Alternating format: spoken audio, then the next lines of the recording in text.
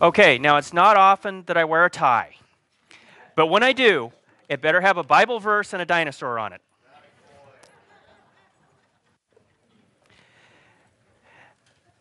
Now, I think you'll be happy to know I got a little bit of feedback. Steve's grilling was about 6 hours yesterday as part of his step towards the ordination process, moving ahead as a pastor, and the vote was thumbs up. So, but I think we already all knew that anyway. This is just more of the process to becoming that licensed pastor. Well, this morning Steve asked me to talk about the age of the earth. But before I do that, I think we should start in prayer, because that's always a good place to start. So let's do that. Father God, just thank you for a wonderful day, a chance to get together, and a chance to learn a little bit more about your creation and just how you've set things up. I pray, Lord, that you'll use me to be a faithful servant and just get the points across that you would have expressed. Just help me to do a good job in this presentation for you, because well, it's all about you anyway. So just be with us in this time, and we thank you for all your blessings. In Jesus' name, amen. So, as we're talking in this series, why we believe the things we believe, one thing that comes up more often than not in today's society is that you can't believe the Bible, especially that first book, Genesis. And that's the area that Satan seems to attack the most, and uses science, in air quotes, to promote that. Well, it's interesting because the Apostle Paul wrote that in the end times, which Bill will be talking about in a subsequent presentation, that there would be science so-called to support non-biblical things. And it's interesting because God called that one as well. It seems that the prophecy in the Bible is never wrong. Now, if God gave some lottery ticket numbers, I think I'd be out buying some tickets. Of course, I'd only need to be buying one. So, how old is the earth? How old is the universe? Well, we could look at God's timetables and know. Or we could look at man's timetables, and they're very different. They used to be about the same. Through most of the 1800s, everyone knew, since God told us, that the universe was around 6,000 years old.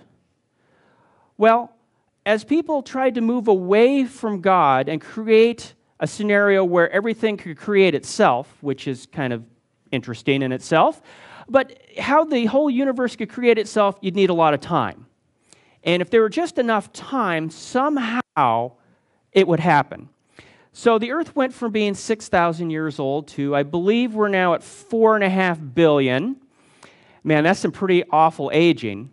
I mean, you see presidents in the office, and they start out pretty young looking, and by the end, they're pretty bedraggled. Well, think about this. In 100 years, you go from being 6,000 to 4.5 billion. And the universe is, according to science, in some circles, 16.5 billion years old. Well, we'll talk about a little of this. Now, what's going to be presented today is not a salvation issue. What you believe about the age of the earth is not going to keep you out of heaven. It is, however, calling God a liar if you take a position other than that in the Bible. And I wouldn't recommend calling God a liar. So, let me give an illustration about how you can have a lot of facts and some preconceived notions to get a very odd result. There's some folks out here that are cattle ranchers, and they'll probably have experienced this, but sometimes a cow will have trouble giving birth. And so they'll have to employ a device called a calf puller. So they hook on this winch and pull the baby moo out. Well, it so happens that as a rancher was doing this, a city slicker happened by on his fancy Schwinn, and he stopped to watch the process. And he was just watching. He was just fascinated. And the farmer asked, well, have you ever seen this? And no, sir, I've never seen anything like that. And just as he finished, he said, well, do you have any questions? And the city slicker said, well, yeah. How fast do you suppose that little one was going to get stuck in there like that? See, you can have a lot of information, But with a preconceived idea, you end up with a very wrong result. And I think that's where we are with a lot of so-called science today. There's a lot of good information, but we come up with lousy results because we have some bad preconceived notions.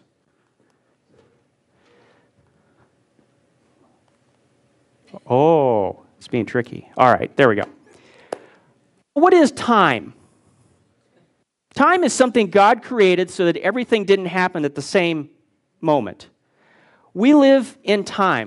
We have a past, a present, and a future. As human beings, we can understand that. We can understand, and this is something the animal world can't do. We can look at the past and learn from it. We can look at the future and predict what's going to happen. But we live in the present. But to know what time it is, we need a timepiece. We need something to measure time.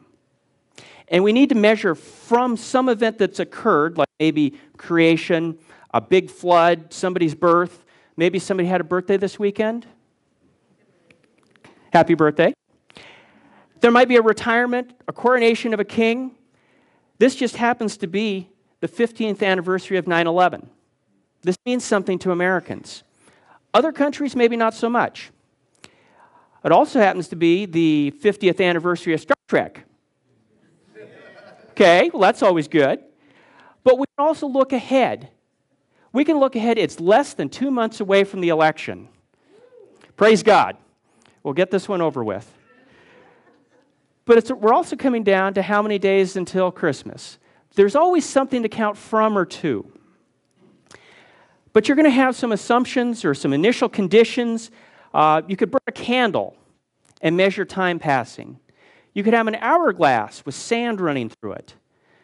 But you'd need to assume some things, like maybe the candle was whole when you started and that it burns at the same rate all the way down. For an hourglass filled with sand, you'd want to assume that perchance all the sand was in the top before you started. You'd want to assume that the sand flows at the same rate. Because if it doesn't, you're going to get a very wrong answer on your time measurements. But you can also have an absolute or relative measurement. You can know, based on, say, Pastor Steve's birthdays, you could say, in the year of Pastor Steve, and you could set a standard. But then you could set a relative date for one of his kids off of the standard. So you can have an absolute date, something you know, or something that's related to that you set to it. Now, for example, the Mayans believed that creation occurred in 3113 BC. The Egyptians said it occurred in 4166 BC. Well, the Muslims don't do any of that creation thing, setting their calendar. They started the 0 year in 622 AD when Muhammad went from Mecca to Medina. So different cultures use different things to set their calendars. It could also be a little bit of trying to make your life easier. For example, if you've been to the British Museum, or if you know anything about the British Museum, they have a lot of stuff. And it seems there was a clerk working there that was having a hard time organizing the stuff.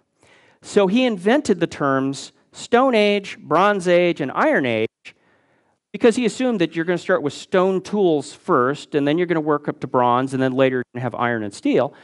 And so he could organize the stuff in the museum based on this assumption that stone tools came first, bronze tools came next, and then iron tools. Well, that may or may not be true, because I know my wife has some good dishes, and they would be considered china. They're pottery.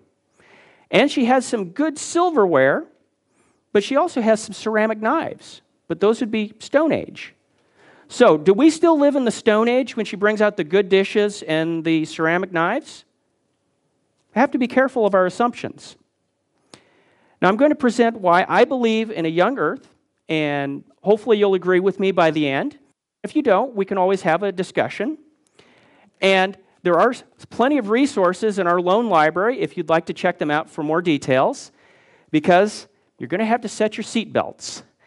There's a lot to present, there's a lot to talk about, and I'm not going to talk about everything. I'm just going to present some of the more popular reasons why some people think the universe is old and why you, as a young earth Bible-believing creationist, might say otherwise. So, I'm going to blast through the science really quick so we can talk more about the Bible. But it's all in there. All right, so are you ready? Okay, here we go. In order to make things easy, I have 7 categories, but I don't have a clicker that wants to cooperate. So I set 7 buckets of some of the more popular time measurements to decide how old the Earth or the universe is. You could pick more than 7. I just picked 7 because it worked out that way. And some would say that we have a blind faith, that we just believe the Bible because. Well, God talked about in Romans 1:20 that exact topic, saying that it's not a blind faith at all. But since the beginning of creation of the world, God's invisible qualities, that is His eternal power and His divine nature, have been clearly seen, being understood from what has been made, so that men are without excuse. Now the rest of that passage goes on to explain how creation is one of the tools that God put before us to explain what He's like, and to make it really obvious that, 1, there is a God, and that 2, what He's saying in the rest of the Bible makes sense. So let's start on that first category, astronomy. And this is actually something that's used to support the Big Bang. And interestingly, the Big Bang was a term of derision against creationists. It was coined because some astronomers said, well, if God created the universe, there should be some kind of evidence for that. And the term that was come up in derision was, well, God spoke and there was a big bang and your universe was created. Well, as a matter of fact, as we look at the universe, there was a creation point, and we can look at the Big Bang in microwave radiation. It's called the cosmic microwave background radiation. If you use a radio telescope and you look at the universe, you'll see little ripples. It's like if you're making pottery and you have fingerprints on the pottery. That's exactly what we see when we look at the stars in the microwave band of energy. And the interesting thing with this is, other than it's there, is that it's uniform on opposite sides of the galaxies and in the universe in general. And this is impossible in the Big Bang secular model because the universe hasn't existed for enough time for the heat to distribute evenly across the universe. So the Big Bang model has a problem. It doesn't match the data that we see. Now, God tells us in 17 separate verses in the Bible that He stretches out the heavens. And that's exactly what we see the evidence for, is we see the heavens, the universe, has been stretched out. And if you look in the Doppler sense, you can see that all of the light is redshifted. This is the whole train whistle thing where a train goes by and the pitch changes as the train passes you. Well, we see the same thing with starlight. So the entire universe is running away from us, which is interesting. Because if we were placed at the center of creation or slightly off-center, which is apparently where we are, slightly off-center from the start of the universe, we'd be in a perfect place to observe it, which we are. And there's a book back there that talks about that in great detail. Another example is comets. Comets are basically dirty snowballs flying through space. And the only reason we see them is because the sun melts them. Now, a melting snowball can only last so long before you run out of snowball. And all of the best science says that all of the snowballs in the solar system should be melted in less than 10,000 years. Now, if the solar system is billions of years old, why do we still have comets? Well, the answer science came up with is there's an Oort cloud that's so far away that we can't see it. We can't mathematically calculate from where the comets are to how they got from this Oort cloud to be in the solar system. But this is what science says. There's this Oort cloud that's so far away that we can't see it and we can't track it. But every magical thousands of years or so, it poops out a few more comets so we can have some more comets to watch in the solar system. But yet there's no scientific proof for it. Okay, I think I'm going to go with maybe 10,000 years is the limit. Another interesting thing, for some of the older folks in here, if you think the moon looked bigger when you were younger, you're correct. The moon is falling out of orbit by about 2 inches a year, which is not a problem if the Earth-Moon system is only thousands of years old. If it's millions of years old, we may have a problem. Because if the moon is getting further away, what does that mean it was in the past? Closer. Closer. And you know what? It's going to be so close within a short number of millions of years that all of the tall people will get mooned as it flies by a few feet above the ground. So this is a problem. And secular astronomers will admit they have no idea how the moon got to be where it is because they can't come up with a way to do it. The Earth rotates, and occasionally we have to add leap seconds at the end of the year. Why are we adding leap seconds? Because the rotation is slowing down. Now, if the Earth is slowing down, what does it mean the rotation was in the past? It was faster. Now, again, if we're only thousands of years old, this is not a problem. If we're millions of years old, we got a problem. Because if this top is spinning really fast, we run into something called the Coriolis effect, which is wind speed. Now, I don't think it would be very pleasant to have wind going by at, say, 200 or 300 miles an hour constantly. It really messes up the trees and the shingles off the roof. But we run into this problem if the Earth is spinning much faster than it is. One that was used in the past was moon dust. When the Apollo landings were done, they were worried that the landers might sink into the moon dust and disappear if the moon dust was really billions of years worth of accumulation. The problem is we have no idea how fast dust is being collected on the moon, and we have no idea if any of it blows off of the moon once it's there. So it's some interesting science. I encourage you, if you want to look into that, it's some fun science and good reading, but it's not an example to be used for either side, billions of years or young Earth creation. Now, I think this one is poorly named. Stars that blow up are called novas. I think that's demeaning to Chevys. They should have called it Pintos when stars blow up.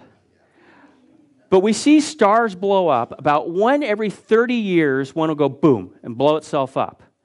And we can count them in the sky, and there's around 200 of them, which interestingly enough works out pretty well to match with about a 6,000-year run of stars blowing up. Again, if the universe were billions of years old, we should just see masses of explosions all over the night sky, and we don't. Now, I'll also add that we've never seen a star born. We've seen them blow up, but we've never seen them born. What astronomers call stellar nurseries are more likely the dust clouds that are clearing up for ones that exploded, and we're just now able to see the stars that are behind the explosions. We've never seen a spot in the sky where there wasn't a star and one turns on. It's never been seen. Pluto got demoted as a planet, and it's really unfortunate because Pluto proves a point about a young, created universe. Pluto is giving off more heat than it gets from reflected sunlight. This is also true with Saturn and Jupiter. The other planets are going to get checked as well because astronomers are just amazed. Why are these planets hot? If they were created recently or started being planets recently, giving off more heat than they get in sunlight is okay. But again, billions of years, there's a problem. They should have all been cold, dead piles of rock by now, and they're not. The picture up here is of Saturn's rings. Saturn's rings are actually thousands and thousands of little tiny moons, and they're very, very unstable. The rings will disappear in less than 10,000 years. In fact, they're fading now. From what astronomers saw when they were first discovered until now, they're less cool now than they used to be because the rings they're dust and rock, and they're falling out of their place. One last example is spiral arms in galaxies. We live in the Milky Way galaxy. It's a really cool spiral galaxy. If you think of a figure skater as she or he spins, as the arms pull in, the speed speeds up. Well, we have the same issue with galaxies. If spiral galaxies are any number of billions of years old, they wind up and they become blobs. The fact that we have spiral arms on galaxies says that they're not really, really old, says that they're really young. If they were all old, we'd just have a bunch of blobs. So as we move on to the next one, biology. What science has found is they've done the Human Genome Project, is that there's only tens of thousands of errors, copying errors. Every time we go from one generation to the next, there's a few DNA copying errors in making new people. And we can count those errors and estimate based on known mutation rates. So grandparents, if your grandchildren act like mutants, it's true, they are. We're adding a few dozen or so mutations with every generation that passes. So as the human race goes along, we get more and more messed up. But there's only tens of thousands of genetic errors to be counted. Now, interestingly, there's something called mitochondria. It's the powerhouse within the cells that makes the energy work inside every cell of your body. And you only get it from your mom, which makes it really simple to study because there's half the science to do on it. Well, PBS worked with a bunch of really good secular scientists, and they collected DNA from all over the planet. Many, many years were taken, and thousands of samples were taken, and they said, you know what? We proved the Bible wrong. We got them this time. The Bible is wrong. They say that there was an Adam and an Eve. Well, we can prove that there was not one single Eve. There were 4 Eves, because everybody on the planet today has mitochondrial DNA from one of 4 women, and it happened 5,000 years ago. Okay? Well, what happened about 4,500 years ago? Noah, there was a big flood. And how many women were on the boat? Huh. Well, okay, I guess we'll score one for the Bible again, but they never got that because they had an assumption and they'd never read the Bible, so they didn't know. So I guess that's a hint to us as believers. We should read our Bibles because then we'll know the answers to these things. Now, I was going to show a chart, but it was really hard to see, so I'll just talk through this. But human population is another proof of a young Earth. If the Earth is really billions of years old, there'll be an awful lot of graveyards. You got to put the bodies somewhere. And we don't see that. But if we do some calculations and we say there are 6 kids per generation, in only 8 generations, that's 20 to 30 years for a generation, you're going to have almost 120,000 people. So 6 kids per family, 8 generations, so we're talking 200 to 250 years, you've got 120,000 people. Now, if you have 8 kids, on average, for 8 generations, you'll have 1.6 million people. Now, if you've got the Duggars or the Jarmans, well, that's going to happen a little quicker. So if we plot the number of people on the planet, which is around 7-point-something billion now, we can look back in time, and it really fits well with starting over with 8 people about 5,000 years ago. If we look at the oldest trees, there's some trees called bristlecone pines. You'll find them in California and Australia. That's odd you find trees that are similar on opposite sides of the planet. Okay, well, we do, and oddly enough, they come out about 4,500 years old. Maybe like seedlings after a big flood or something. There's a tree in Sweden that's alleged to be 9,000 years old. But if we have any arborists in the group, you'll know that sometimes you get a double ring of growth in a tree when it has a good growth year. Possibility. And besides that, it's really hard to count 9,000 rings in a tree. lost my place. Where was I? I'll start over. 1, 2, 3. No. But we could also look at languages. Languages are getting less complex. A few hundred years ago, we had Shakespeare. Today, we have texting. This is true in all languages. Languages of the past were more complex than what we have today. But there was no mother tongue. There was no single language that was the first human language. There was a whole bunch of languages that kind of branched out, and so they're called a table or a family of languages. And it's interesting. If you go to this book and look at Genesis 10, there's a thing called the Table of Nations. It just happens to fit those families of languages. But how did they spread out all over the world? Oh, yeah, that would be Genesis 11. That was that whole Tower of Babel thing where God confused language by families and spread the families over the face of the earth.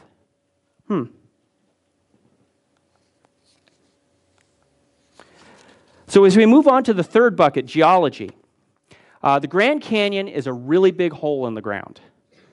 I've been there, and you're looking at about 2 miles deep and a mile or so wide, depending on where you are. But there are thousands and thousands of layers of sand and sediment with no erosion between them. And if I told you that for millions of years or billions of years, there were going to be floods and tsunamis and rains, and all this dirt was going to wash over an area and make all these beautiful layers in the sand, but yet there's no erosion sideways, what would you think? That's probably implausible. But that's what you'd have to believe that the Grand Canyon was created over millions of years. It's also interesting that water generally flows downhill. The downstream end of the Grand Canyon is higher in elevation than the upstream end. You can't see that unless you're flying over it or you have some good surveying.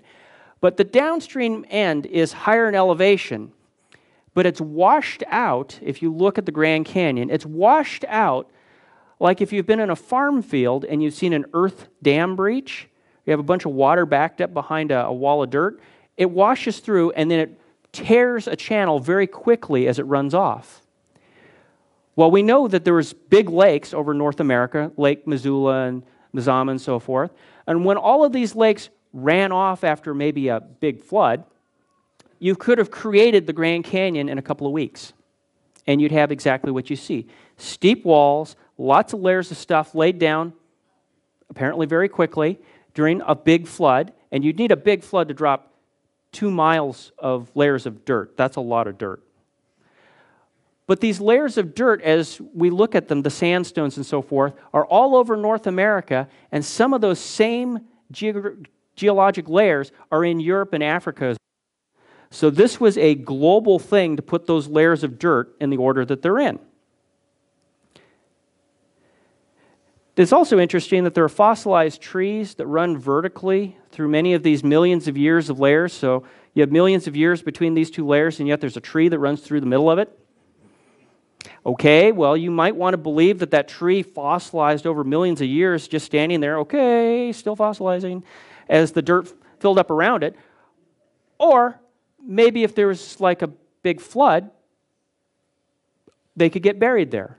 And I'll talk about an example of that in just a minute. But there are, I'm told, 50 Eskimo words for snow. I can believe this. And the Eskimos say that when you look at snow, it's the number of storms that you see in the light and dark bands in snow or ice layers.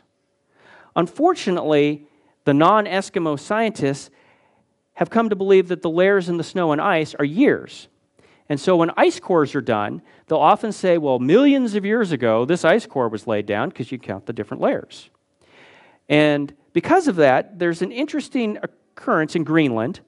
During 1942, there's a squadron of P-38 Lightning aircraft that got lost, ran out of gas, and landed on a glacier in Greenland.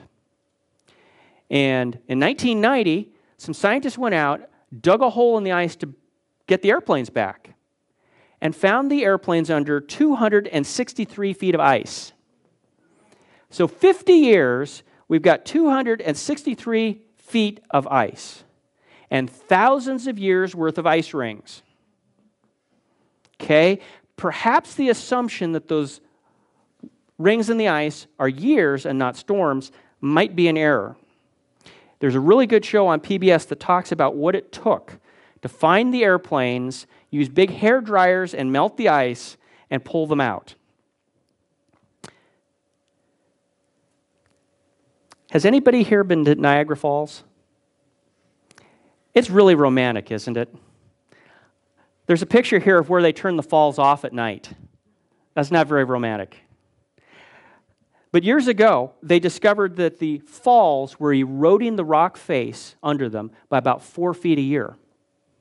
Now it's down to about 1 foot a year because they turn the water off at night and run it through the hydroelectric plant instead. It's kind of sad. But it gets electricity, it's cheap, it's good, and it saves the falls.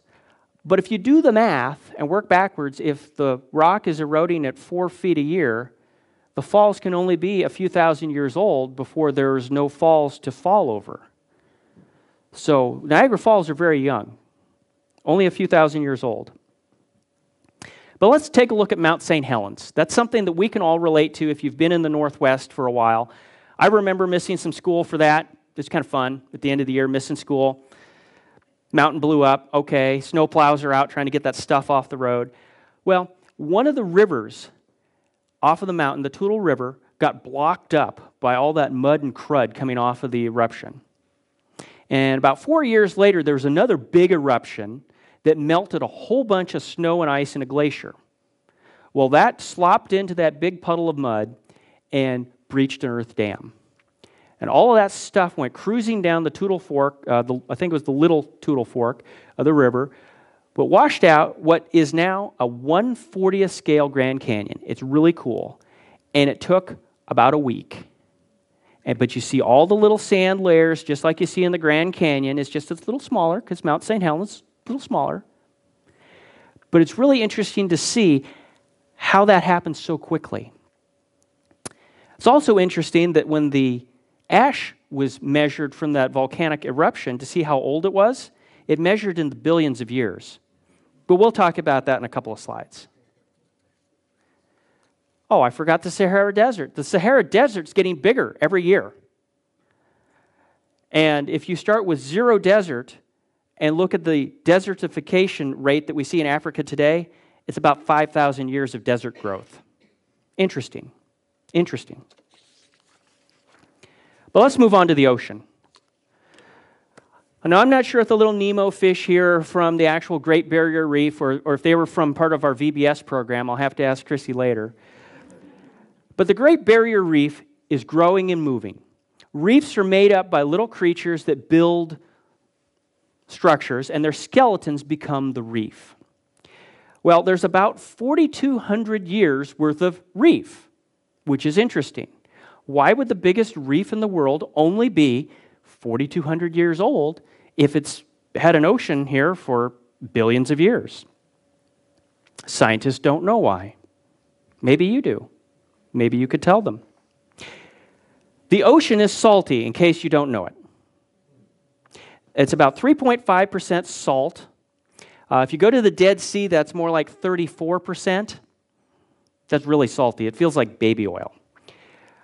But a salty ocean is getting saltier as the years go by.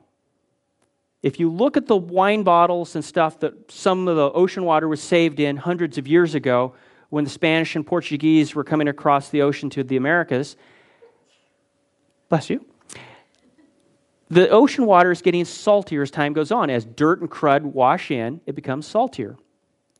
Well, there's less than 10,000 years worth of salt in the ocean. Now, I would argue that if there were a major flood, that might contribute about half of that 10,000 years. And again, we'd be back on God's timeline again. Otherwise, we'd have to come up with some pretty amazing concepts of how we get the salt out of the ocean. And no one's really figured out how you get the salt out of the ocean. That's not something you can do.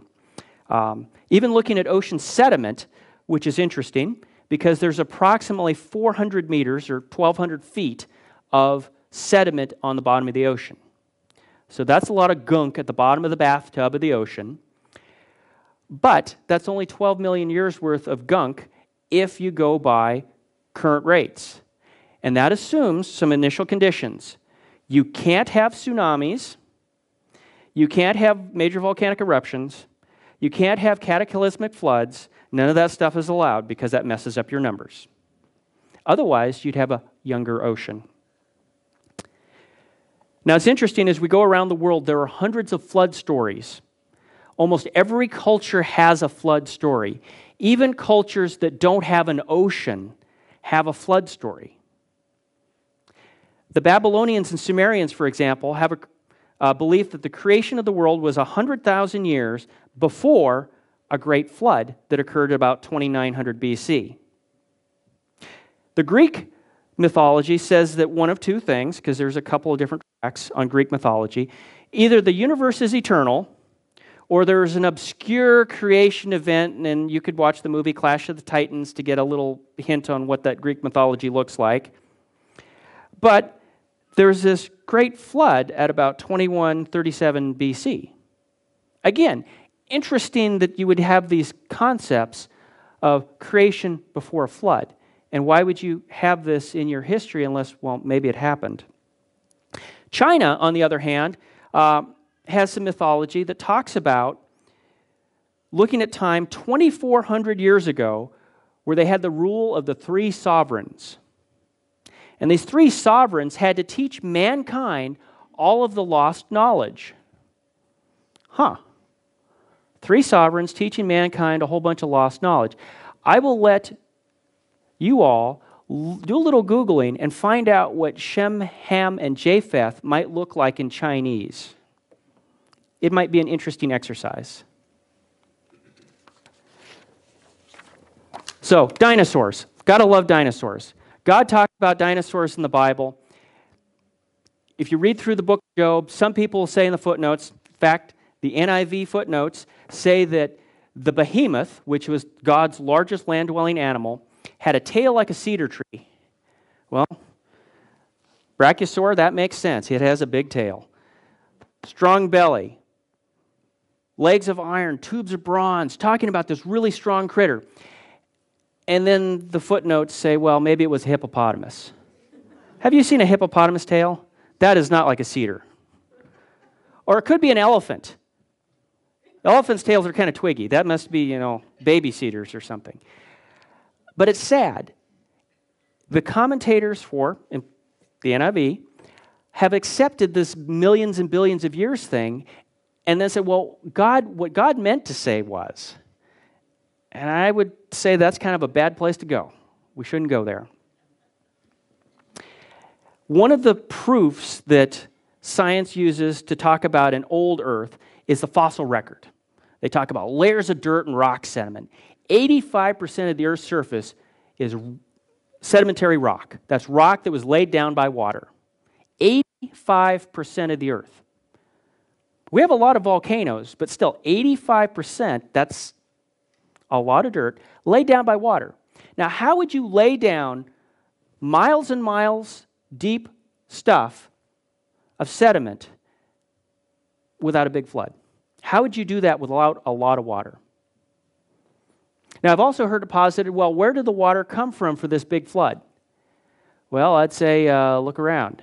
2/3 of the Earth's surface is still underwater. There's plenty of water out there.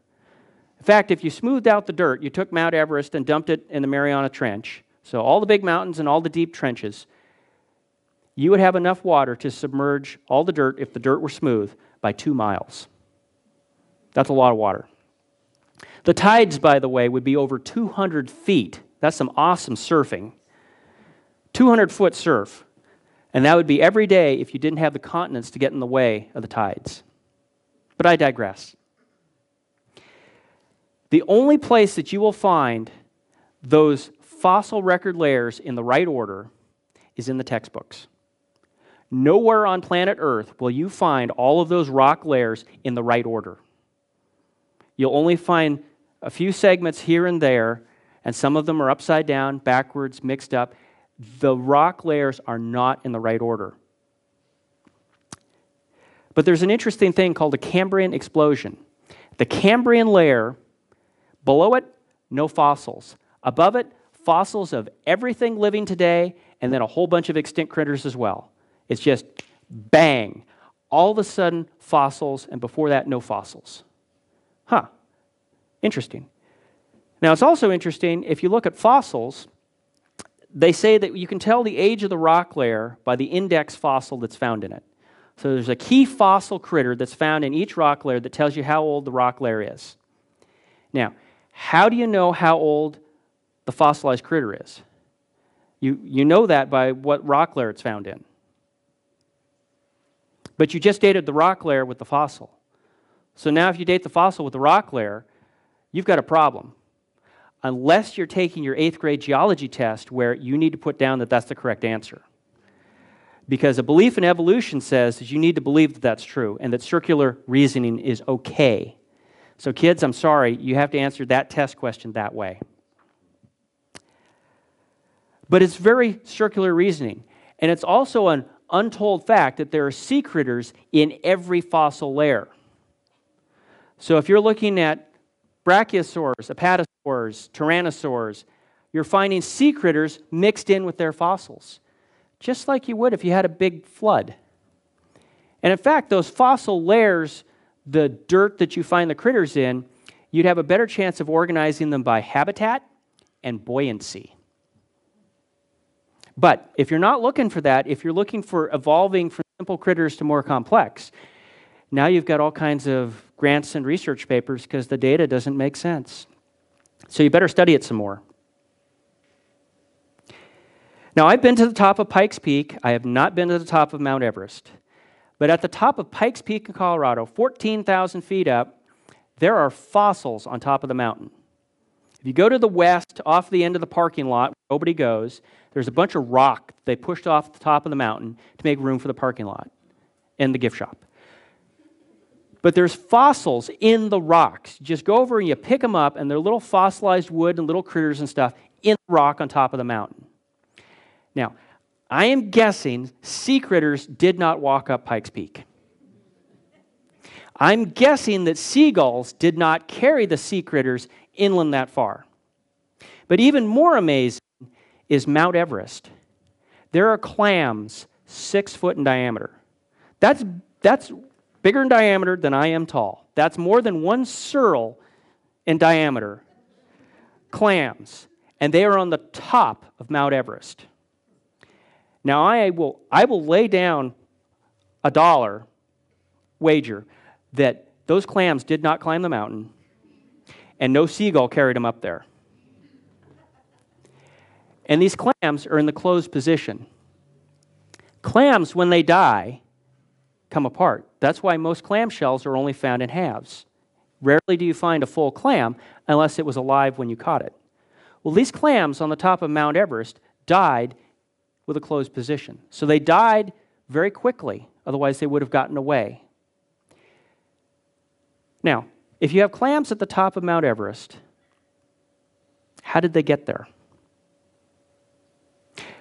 And that's also a problem because in 14 million years, if the Earth was 14 million years old or older, all of that would have eroded away.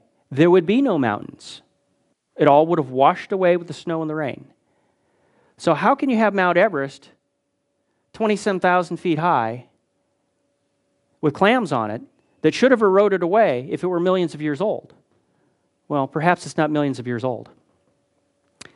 And it's sad because a belief in evolution has caused scientists to miss a lot of really cool stuff.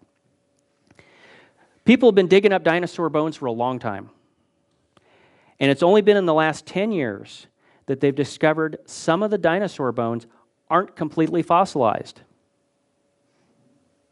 And in fact, they're so unfossilized, there's red blood cells, collagen, and there are some dinosaurs down in South America where you could still see the skin fingerprints. You could see the ridges on the skin of the dinosaur and see what color the skin was.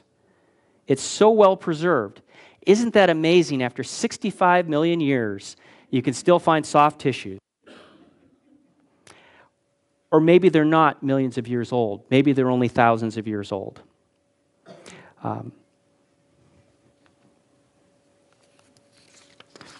We're getting close. This is bucket number 6. Physics. The Earth's magnetic field. If we have some Boy Scouts, you know that it's really easy to find your way around with a compass, right? Magnetic north isn't actually where true north is, but you can calculate it's 14 degrees or so off when you're here in the northwest. But it's also moving too. Well, okay. But in 1845, the magnetic field of the Earth was measured. It is 10% weaker today than it was in 1845. In 1000 AD, the magnetic field was 40% stronger than it is today. So the magnetic field around the Earth is getting weaker. So what would logic say it was in the past? Perhaps stronger. Now this is a problem, because if we go more than a few thousand years back, if we went millions of years back, the magnetic field would be so strong that there would be lightning. It would be like putting metal in your microwave. There would be lightning in between every piece of metal in the room because of the magnetic field being so strong. And that's a really big problem if you're going to have anybody living in that. So it's very bad for life. So we have a problem there. Now, there's an interesting wrinkle here. For the Navy folks, I'll bring this up. The Navy did really cool maps of the sea floor so they could map the bumps and ridges and follow magnetic fields on the sea floor to find their way from point A to point B. Windows on submarines don't work real well. There are no road maps that follow the bottom of the ocean, but you can follow magnetic fields. And as the dirt and the rocks moved around, the magnetic fields vary. And I'm going to blame the Navy for this, but they had some equipment that at the time could only measure a certain field strength of magnetic field. And anything below that, the sailors assumed was negative, because they believed that the magnetic pole of the Earth reverses itself every, some people say 50,000 years, others it's hundreds of thousands of years. There's some debate in science, because obviously we haven't been measuring it that long. But these magnetic field reversals were actually just weak field strength. And so there's some really confused science on this, but knowing that, you can work through it. But then there's this thing, if you go back and you look at maybe a global flood, that might account for some pole reversals because all the real estate got messed up. Volcanic eruptions sometimes occur in little fingers, so you get fingers of rock coming through other fingers of rock, and so you end up with magnetic fields that are strong and weak based on what rock is there, whether it was the new rock or the old rock. But in general, we find that the Earth's magnetic field can't be millions of years old. Newlyweds. Are there newlyweds out there? Okay, you don't count, Timmy, because you don't wear a diamond. But I'm sure you bought Alicia some really cool diamonds, right? Yeah. So go get a rock and crush one of them. Or a hammer. Just use a hammer. Just smack one of those diamonds. Send it into the lab, and they'll test it for carbon-14, radioactive carbon. If the diamonds are millions or billions of years old, there should be no carbon-14 whatsoever. However, carbon-14 is commonly found in diamonds, proving that all diamonds are less than 50,000 years old. It's also interesting that we have helium. Helium, I should have brought some in. That would have made a fun sermon. Okay, I'll have to challenge Steve on this. Steve will have to do a sermon with helium. Helium is lighter than the air around us, and so it escapes into space. If the Earth were really millions of years old, we wouldn't have any helium because it would have leaked out of all the rocks and all the atmosphere, and it would have been gone. But because we still have so much helium here to make parties and sermons fun, it proves a young Earth. The picture I've got up here are polonium halos. Polonium is a radioactive element, and occasionally the polonium atoms explode. And when they do, they create these little ripples, like ripples in a pond, inside granite. So I would say that probably holding polonium in your hand is a bad idea, because that's a lot of energy there to mess up rocks and leave little halos and rings. But the fact that polonium does that, and these rocks have it, proves that the granite is young, that it hasn't been melted. The Earth was not a big molten ball. It shows that these polonium atoms blew up recently. They still left their halos. We can see them. They're really cool looking. And then the biggest one that secular astronomers or secular physicists like to use is the radioactive decay or carbon dating.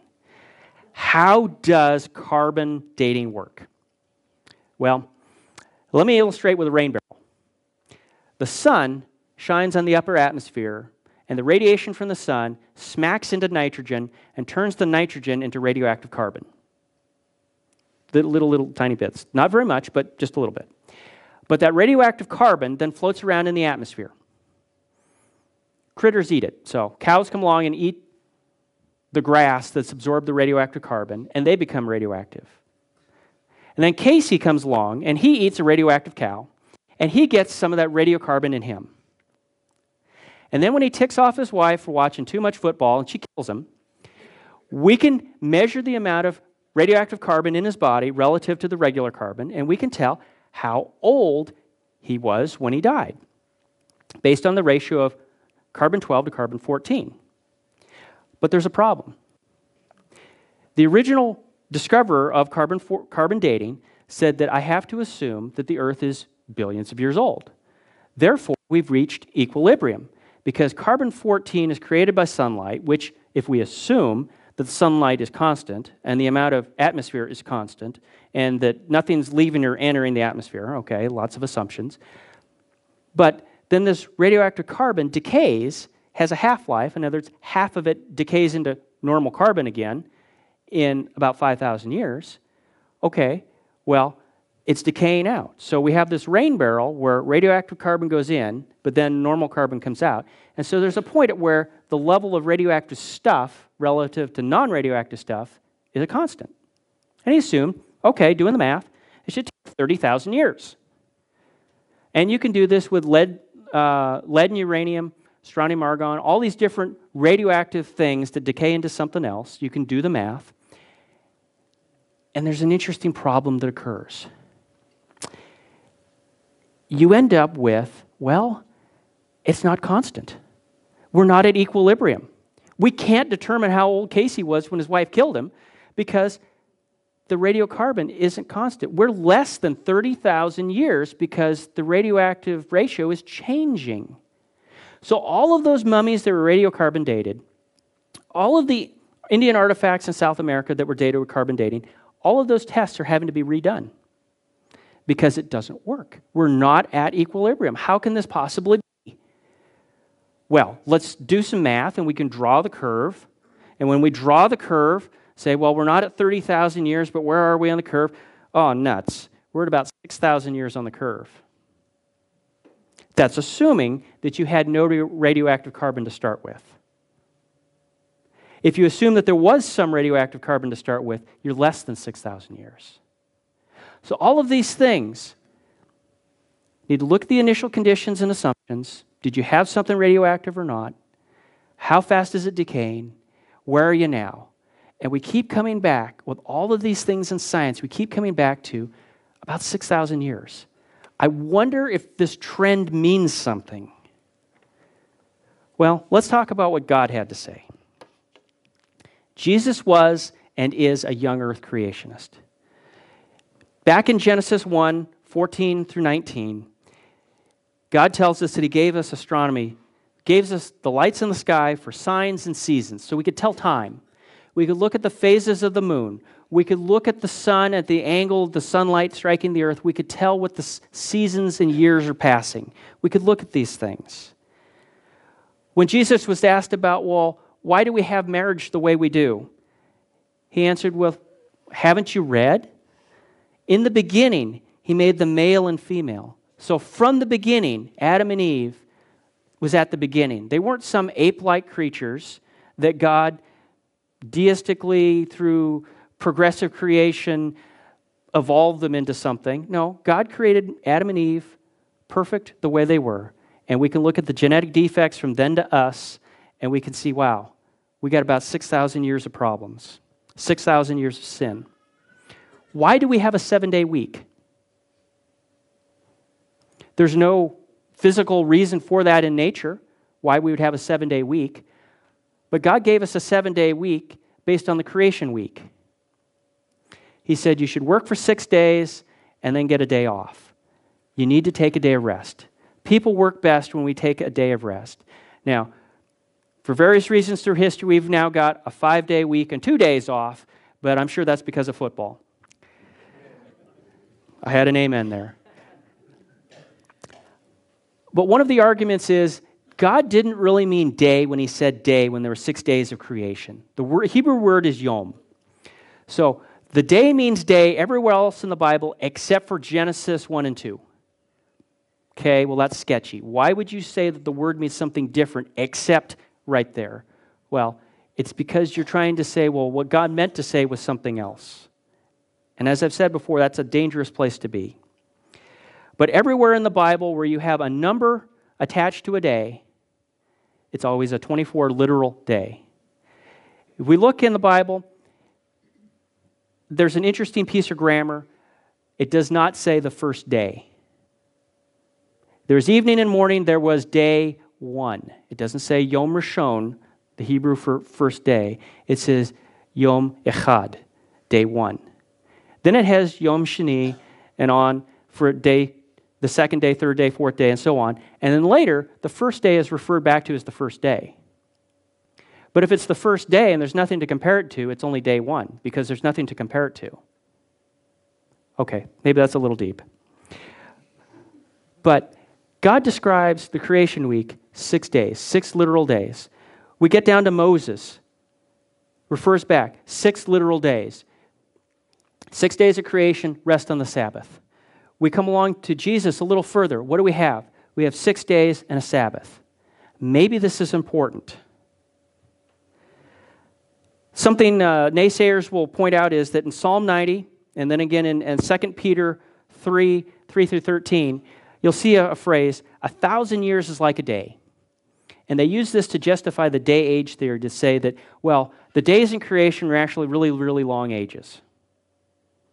Okay, well, that's interesting because then if you believe that, then the Sabbath would actually be thousands of years, so we should still be resting from that. But they miss the point because it says 1,000 years is like a day, and then it goes on to say, and a day is like 1,000 years for the Lord. So God is outside of time. Whether it's a day or 1,000 years, he's outside of time. Everything for him is now. Past, present, and future, everything for God is now, which is interesting. Because God can be outside of time and just look at it all. The current calendar that Jewish folks used was developed about 600 BC while they're in the Babylonian captivity. And it says that the year, by the way, it's going to be Happy New Year for our Jewish friends. In 57, it's going to be the year 5777 on the 3rd of October. So make sure to go to a Jewish New Year's celebration. They're pretty good. But 5777, it's an interesting number because that's not actually the correct Jewish date. The Jewish calendar was changed in 135 AD to support Simon Bar Kokhba, who claimed to be Messiah. And the Pharisees were so desperate to have anybody but that Jesus guy, they changed their calendars. So the entire Jewish world changed their calendars by over 135 years so that it wouldn't line up with the prophecies for Jesus being at the exact right time he should have been to be the Messiah showing up in Bethlehem.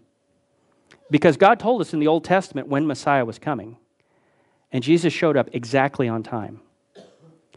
But the Jews had to change the calendar so that it wasn't that way.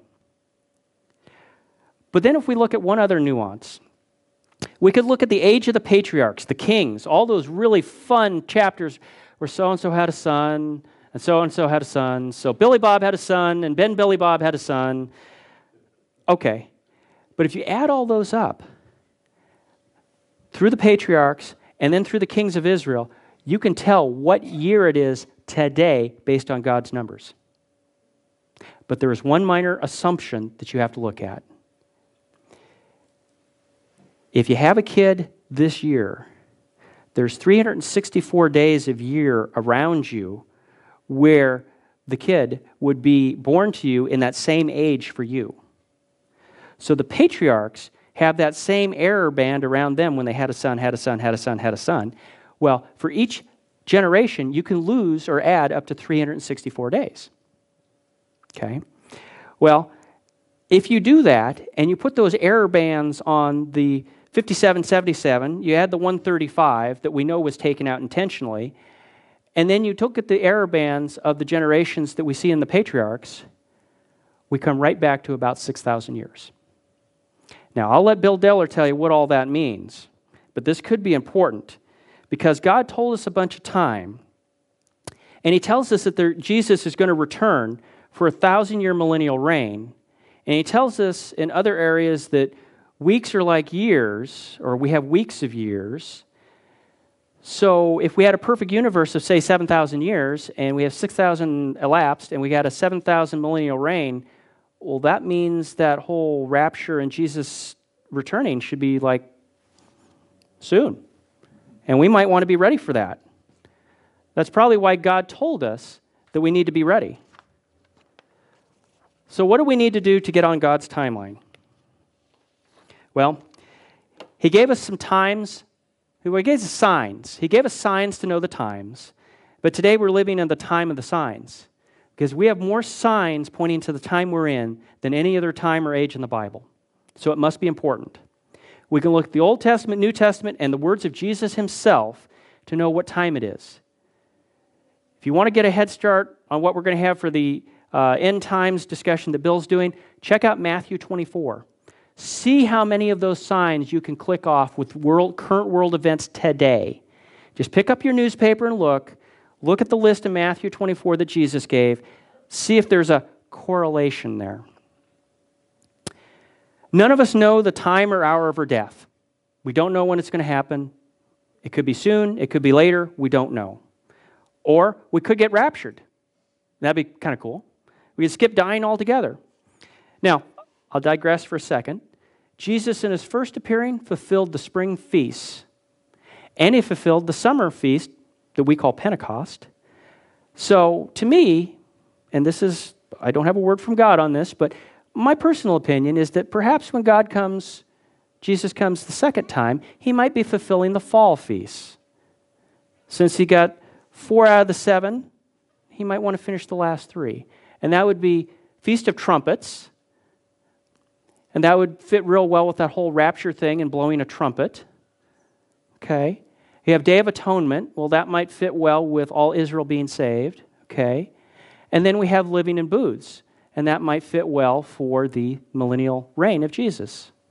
It's the temporary time before we go into eternity where God does an extreme universe makeover and recreates a new earth and a new heavens. But that's my opinion on that. I'll let you do some research on your own. How much time do you have left? Do you know? Are you ready to go? Do you know about salvation? It's pretty darn important. God started out with that whole salvation message back there, chapter 3. Right after the first sin, God got into the whole gospel and how there would be a Savior. Now, we know we can't earn it. God told us that in Ephesians 2. You can't earn your salvation. But Jesus died on a cross to give us that free gift of salvation. All we have to do is accept that Jesus is Lord. We're sinners. We don't deserve heaven. But we'll accept his sacrifice to pay our penalty. If you're a sinner, if you've told a lie, if you've lusted after someone you're not married to, if you've stolen something, one event on any one of those 10 commandments, or maybe they're 10 suggestions, any one of those sins, and you're out of heaven. You can't be in God's holy presence if you're a sinner. But God paid your death penalty so that you could be with him in eternity. You could be with him where there's no more time, no more wristwatches, none of that. You just get to spend eternity with God. How cool will that be? Now, if you are saved, have you told your friends? How about your family? How about your neighbors? Are they ready to go? This could be really important. God's only going to ask one question when you get to the pearly gates, and that's going to be, do you know Jesus? All right, so let's just wrap it up there. There's a lot to think about. There's a lot of information in the Lone Library to help you answer the questions of the skeptics. But I would also posit that maybe if you start with God's Word first, there'll be a lot less research to do because there'll be a lot less fumbling over things that aren't true. So, all right, let me pray us out here. Father God, just thank you for a fun morning to get together, talk about your Word, talk about some of the science that you've given us to prove your Word to us. Just help us to see what the time is. Help us to see that time is short. I just pray, Lord, that we would be prepared to be ready for your second coming. And just pray, Lord, that you'd help us to witness to that last person who needs to get saved. Just help that person to be saved, that you might return all the sooner. And we just thank you for all that you give us. In Jesus' name, amen.